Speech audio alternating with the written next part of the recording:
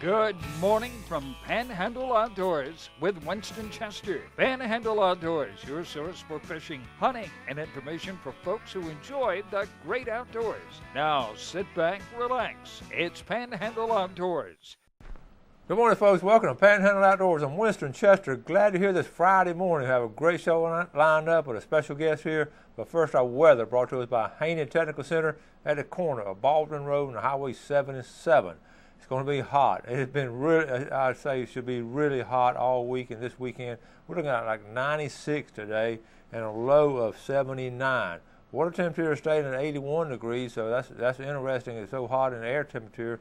The water temperature sort of cooled down a couple of degrees. Take a look at our river readings. They're, like we talked about all week, they're going to be in good shape. If you like to fish the river around 3 foot, this morning is reading a 2.6, and they're going to drop on down about a 2.4. Good steady drop on Apalachicola. The Shocklahhatchee just is flatline. It hadn't moved at all. It's at a 3.3. It's going to stay there the next 3 or 4 days, right around 3 foot. Okay. Now our tide chart brought to us by Kent Forest Lawn Funeral Home and Cemetery, and they're located here on 23rd Street, and they have some great tides this weekend. Look at the difference. First of all, notice this pattern. Last week had all the neap tides, and this week strong tides, and next week back to neap tides. But today's the 22nd, and we're looking at a high tide at 7:35 this morning, a low tide at 6:15, and we've got a 1.8 foot range and good tides tomorrow. But now on these neap tides, like I said yesterday, don't get discouraged and not go fishing. Last weekend there were some nice fish caught on those neap tides. You just have to get in the right place and be there at the right time and make sure they're hungry. All right, let's look at our fish and game forecast. I always get tickled at that when these old timers tell you when they caught the fish. Times this morning, we're looking at 10:38 to 12:38, and then this afternoon or this evening, basically from 11 to 1. From 11 to 1. That's brought to us by Mark Cowart of Edgewater Beach Realty. Give Mark a call for any of your real estate needs. All right, let's take our break and we'll be right back.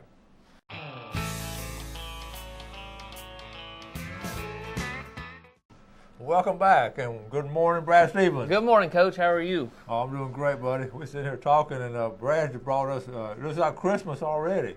I mean, look at these reels. Well, how's everything been going for you? Everything's been going good. It's our slow time of the season. As a lot of y'all know, we're out of kayaks. We're down to probably only 35 or 40 kayaks in the entire warehouse of all of our brands, models, size, colors, blah, blah, blah. We'll up that to probably close to 250 in the next 2.5 to 3 weeks. So it's definitely our slow season. We're short on inventory. 2015s are coming back.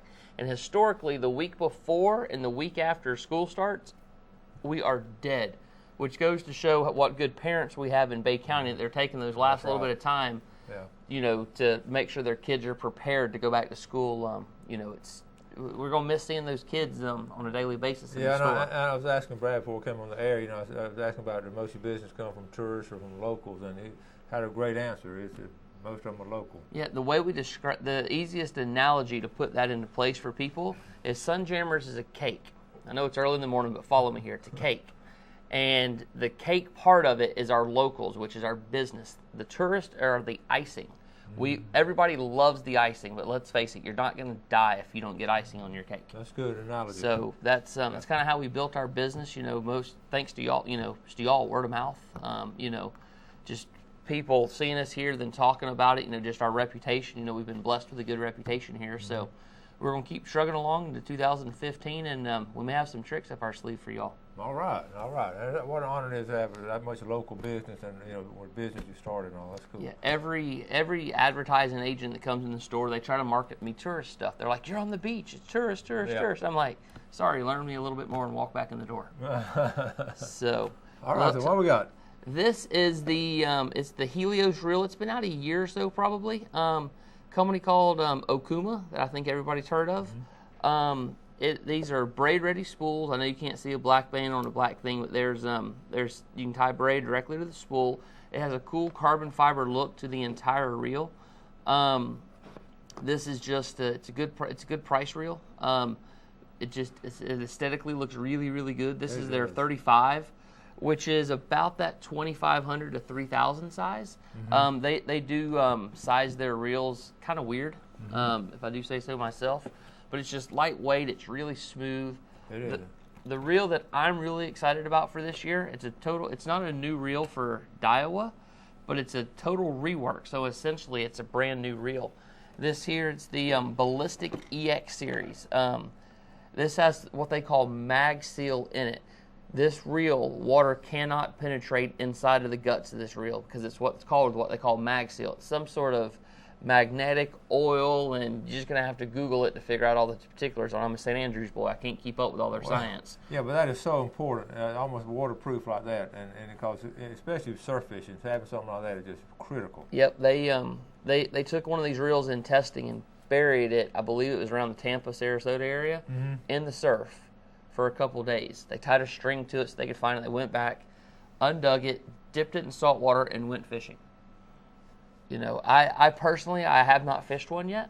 I've been too busy with life, but we're selling quite a few of them. You know, we've had some boys come from Tallahassee by like groups of 6 of them. Rumor has it we're one of the only stores that has it in stock. I don't know if that's true or not, but we're the only ones you need to be concerned with. We got them in stock. This is the 2500 we're looking at here. I believe we have a 2000, 2500, a 3000, and a 5000 in stock. You paired this with some Suffix 832 braid, and they have a rod that I brought in. It's not the ballistic rod. I didn't care for it too much.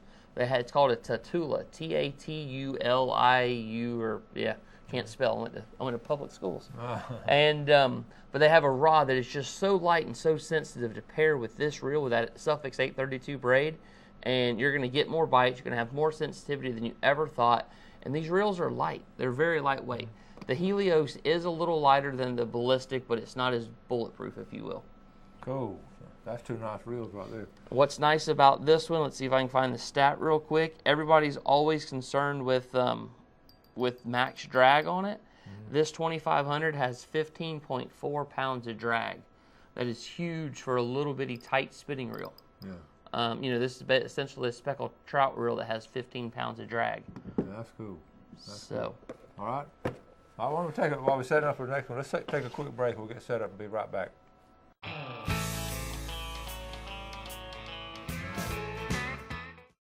Okay, welcome back. Glad you're here this morning. Here with Brad Stevens from Sunjammers, one of our original sponsors, and we've been together since day one. And always great to have you come on, Brad, because you have some of the neatest stuff. Tell us about this right here. This right here it's the new Shimano sports camera. It is basically a GoPro, and I hate to use their competition as an analogy for them, but everybody's familiar with GoPro. It's just a slightly different version. See, it has a slightly different profile. Still has the same mounts, and all this right here has a thumb screw to take it off, so there's a bunch of mounts. In fact, this will actually work with GoPro mounts. This lens on it flattens it out. It also comes with the fisheye lens if you want to put on it. You know, it's a very simple operation. You know, you have a on-off button right here that you may or may not be able to see, and then here has the record button, you know, and it's literally you just push it for half a second, it comes on, then you can scan through your options, and they give you a nice cheat sheet, you know, so you know what all your buttons and clicks do. This almost feels like it might be waterproof, but I'm not sure. But it's good. Does it film as high of quality as the GoPro Black Plus? No, it does not.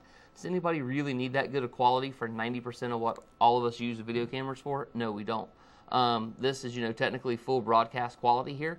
It is a 1080. If you are real big into doing slow-mo, and I mean really, really, really slow-mo stuff, this isn't going to quite have enough frames per second for you. It's going to be about 30 frames per second, where the GoPros are 60. But if you're not doing super slow-mo stuff, which most people don't, then this is all the camera you need. And it comes in at $299. So it's about $100 less than the GoPros of the same quality. Okay. So it's just something new. You know, Shimano is a huge company. They've developed this really for their bike world. Yeah. This is waterproof in this housing that it comes in. And I say housing, this isn't a housing, this is the camera. GoPros are waterproof, and their waterproof housing is up to 100 feet. This is only 30 feet. So if you're diving, this is not the camera for you. If you're trying to get water shots, you know, you're fishing, you want those underwater release shots, you're snorkeling, this is probably a better camera for you. Mm-hmm. Good deal. So technology's always changing. And these drones and all, you might mount that on one of these little drones these kids play with. Yep. Just a word for the wise. If a drone comes in my yard, my shotgun's taking it out. I don't know if it's legal or not. We'll figure that out after it's in pieces. One of my neighbors has a drone. I tease them all the time. No kidding. So, all right. These are tactical angler lures. They have a very distinct pitch rattle to them, and I dropped all of them. But this is the popper right here. It's just a big popping lure, and I say big, but it's catching fish of all sizes. Pensacola boys have just been wearing the redfish out on this and speckled trout, so I was like, all right, I need to get me some of those. So lo and behold, here we go, we got them. I can't tell you why these lures are better than the other ones. Other than the proof's in the pudding, the guys that are buying these lures are catching significantly more fish than the other guys. I can't explain why. Crazy Alberto, which is the guy's name who actually developed these baits, he says it's in his pattern, but there's a gill mark right here. And these are kind of reverse gills that kind of push water as it goes through the bait. And this is a walk the dog style.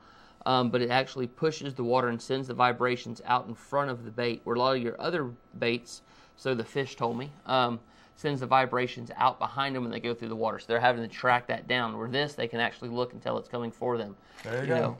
Is it another mouse trap? I don't know, but I know it's definitely a fish trap because it's catching the fish. Well, it's proven time and time again when you come out with a new lure, something new like that, and people start using them, that they catch fish. It's just fascinating. I always think, well, just keep that one lure and keep fishing with it. But again and again, when something new comes up, that's fascinating. And to keep up with all of this new tackle that's coming out, you need something to put it in. This is the Shimano tackle bag. These are new. I believe these were actually released at ICAST. I could be wrong on that. It's where I first saw them. What I like about this one is you unzip this top one, and it just has I call it an upstairs basement. There's gobs of room in here. Yeah. Whatever you need. And this is a hard area, so you could put your camera or whatever you wanted in it. It does have a bag on the back. Let's see if I can remember all the features of this one. It has a Velcro pocket on the front for your quick need to get stuff, and this is actually a rubber pocket here, so hooks don't catch it and it's bad. That's cool. Yeah. Nylon things, hooks get caught. This is actually a rubber pocket here. I unzip the front. This slides down. This has 4 tackle trays. Oh, these are not the greatest tackle trays, but they do come with it. I like the waterproof planos, to be honest with you, or planos, however you say it. But those can be easily replaced. And then you roll over on the sides, and the side opens up, and you can see these are compartments here to hold your fluorocarbon leader. Okay. And they actually have little holes in the front of this that you can run your fluorocarbon out, so you can pull it. Then it has a Velcro strap here, so you can run your 2 tags from this one down in here and Velcro it off, so you always know where it is. And there's also one down here for the bottom. And that was designed by a fisherman. You can tell when you do little things like that. Yep. On the other side here, it's just another pocket with some. Now these are nylon pockets here. It's got 4 pockets, 2 on the flap. And another cool thing, you're out on the water, you get caught, rain's coming in, and you're like, oh man, we about to get wet. This has a rain jacket built into it, if I can make this happen. Oh yeah. So you can hook it down over the front of it. Okay. Neat idea. And it is now splash proof. It has a rigid back on it, so when you're rigid padded back with good back straps. So there you go. Well, great thing when you're walking down your boat, you can put it on your back and put your rod and reels in your hand. I'm tired of holding things in my hands. I know, you get all of it in there. I like that. So that's a good one. If that holds a little bit too much for you, this is the smallest bag they released this year. It's just your standard tackle bag. You unzip it. I'm smart enough to unzip it this morning. And it comes just with a 4 tackle storage like this. These type bags, this one does have a little rigidity to it, so if you don't have all these bags in here, it's still going to stand up, but it really needs all 4 trays in here to work right, or else things start falling over. And it just comes with a nice storage pocket on the front that doesn't have any mesh bags. I thought this one had a mesh bag. And then on each end, you have your pockets here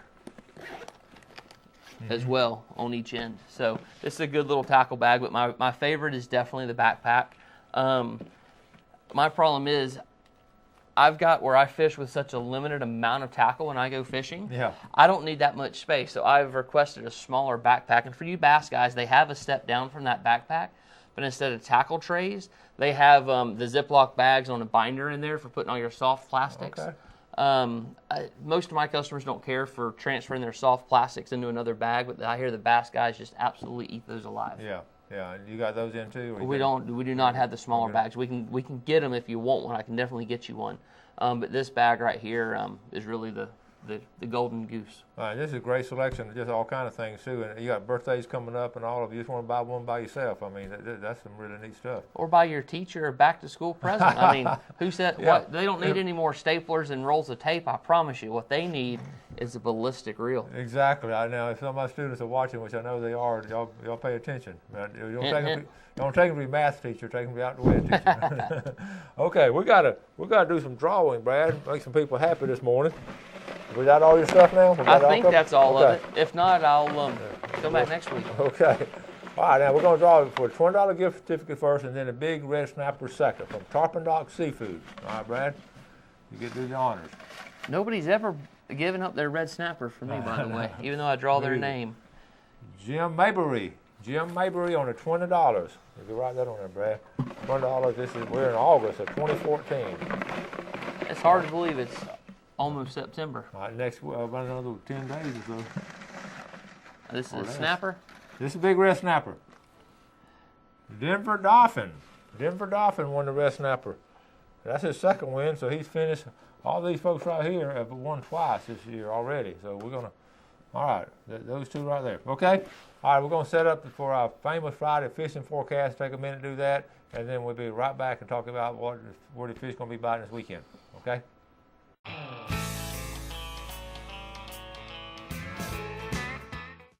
All right, welcome back on a famous Friday fishing forecast brought to us by Tarpon Dock Seafood. Always glad to have Brad sit in on this because he hears a lot of stuff out his way.